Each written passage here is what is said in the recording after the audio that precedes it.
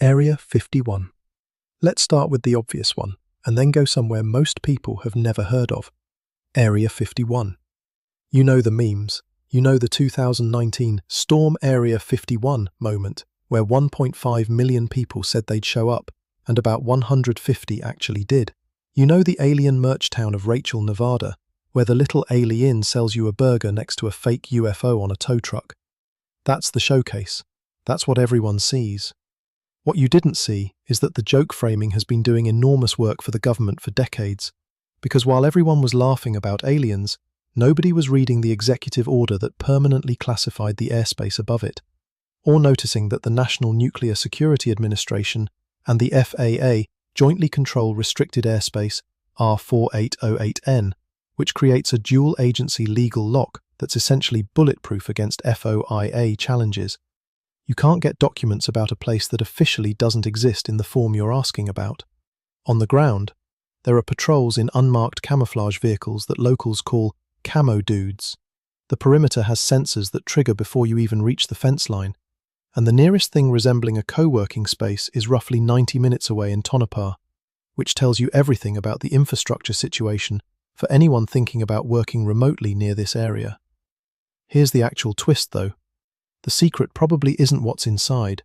It's that the restricted zone has been quietly expanding through documented land withdrawals since the 1990s, meaning the buffer gets bigger and the definition of too close keeps moving outward.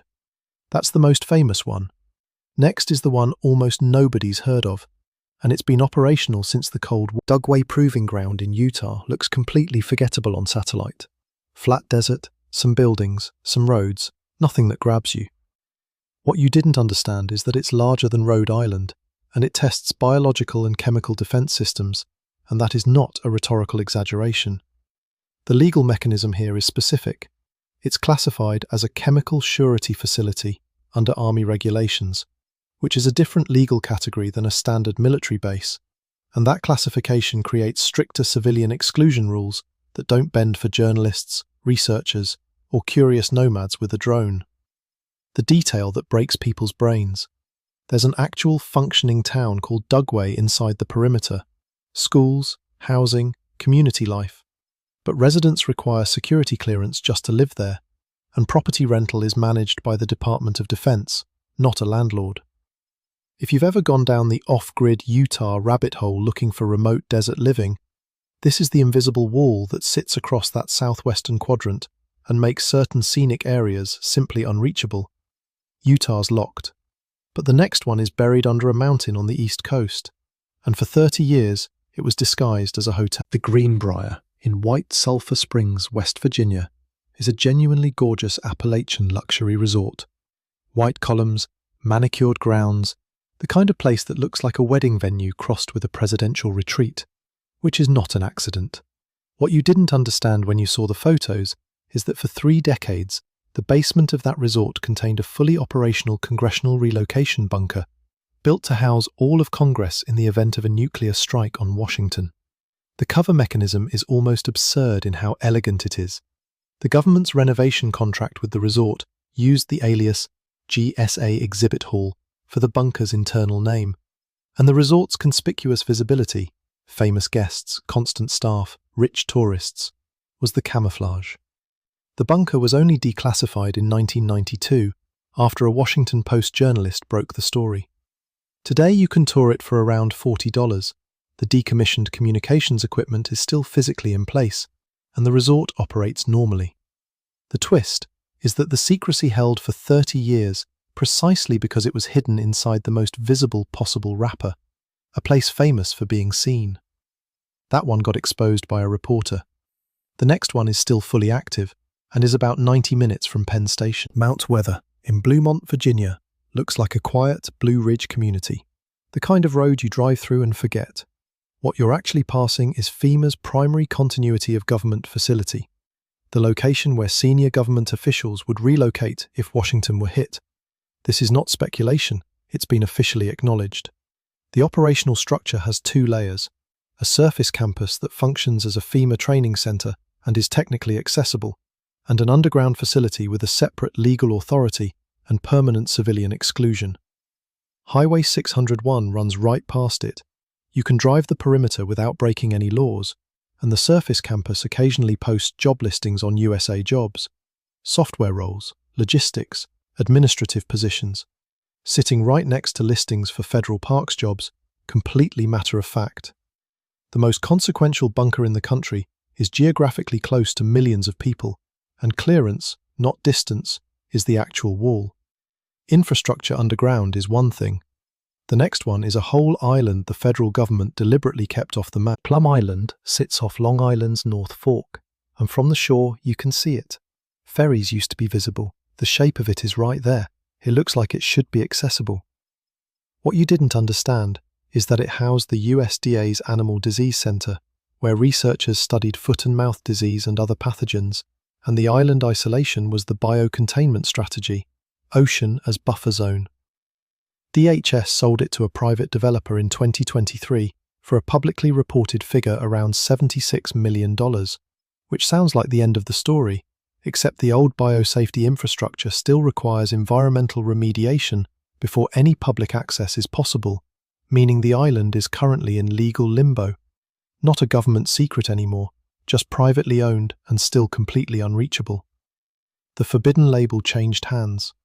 The thing blocking you now isn't classification, it's a real estate transition with an open-ended remediation timeline.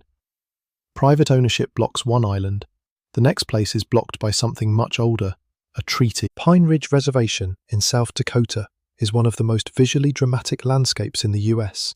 Badlands adjacent, enormous, the kind of scenery that road trip content runs on. What most people don't understand is that large sections require tribal permits for non-members to enter, and this isn't a local policy someone can talk their way past. It's federal Indian country jurisdiction layered on top of treaty land status. Two separate legal frameworks that most GPS apps and travel guides completely ignore. Some roads inside Pine Ridge show up as public roads on Google Maps and are actually tribal roads that require permission to use. Enforcement is real, and travelers, including nomads doing cross-country routes, have been turned back mid-journey. The twist here is a genuine reframe. This isn't a government secret or a conspiracy, it's sovereignty. And the forbidden zone framing actually inverts. The restriction exists to protect, not to conceal. Sovereignty makes one zone. The next one is pure Cold War infrastructure, still run. Hanford site, in eastern Washington, looks like flat, abandoned land with occasional signage. Nothing that signals scale or consequence. What you didn't understand is that it produced the plutonium for the Nagasaki bomb and is now, by most measures, the most contaminated nuclear site in the Western Hemisphere, with a cleanup operation that started in 1989 and has no definitive end date. Access is restricted to DOE cleanup contractors. A buffer zone along the Columbia River permanently limits adjacent land use, and DOE's own reporting acknowledges that contamination plumes are still migrating toward the river. Total cleanup cost estimates in government documents have exceeded $300 billion, a number so large it stops feeling real. The nearby Tri-Cities Metro is a normal, functioning community 15 to 20 miles out, which is its own kind of surreal. The forbidden zone here isn't a fence or a gate, it's a 56 square mile slow-motion environmental emergency with a bureaucratic timeline measured in decades. That one's a cleanup. The last one on this list is forbidden for almost the opposite reason. Not disaster, but funk. The NSA campus at Fort Meade in Maryland looks like a corporate office park from Route 32. Glass buildings, parking structures, the visual language of a tech company or an insurance headquarters. What you didn't understand is that the buildings you can see are not the buildings that matter, and the NSA operates under Executive Order 12,333, which gives it broader authority than most domestic agencies, and the campus has its own police force, the NSAPD, with federal arrest authority. It's adjacent to Fort Meade, the Army installation, so you're actually looking at two perimeters layered on top of each other. The town of Odenton nearby is completely normal, suburban, quiet, unremarkable. LinkedIn has hundreds of NSA contractor job listings, posted publicly, which sits next to the classification reality in a way that is genuinely hard to process. The most powerful signals intelligence campus in the world is surrounded by Applebee's and commuter parking, and the forbidden zone doesn't look forbidden, which, if you think about it for 3 seconds, is exactly the point. 8 zones, 8 completely different reasons: nuclear testing, biocontainment, continuity of government, sovereignty, environmental contamination, signals intelligence. The US doesn't have one type of forbidden zone, it has a whole taxonomy of them, and most of them aren't secret in the movie sense. They're just locked by legal architecture most people have never thought about. Europe restricts by history, the US restricts by function, and half those functions are still active. If this broke your mental map of the country, the algorithm has another one lined up for you. It'll do the same thing.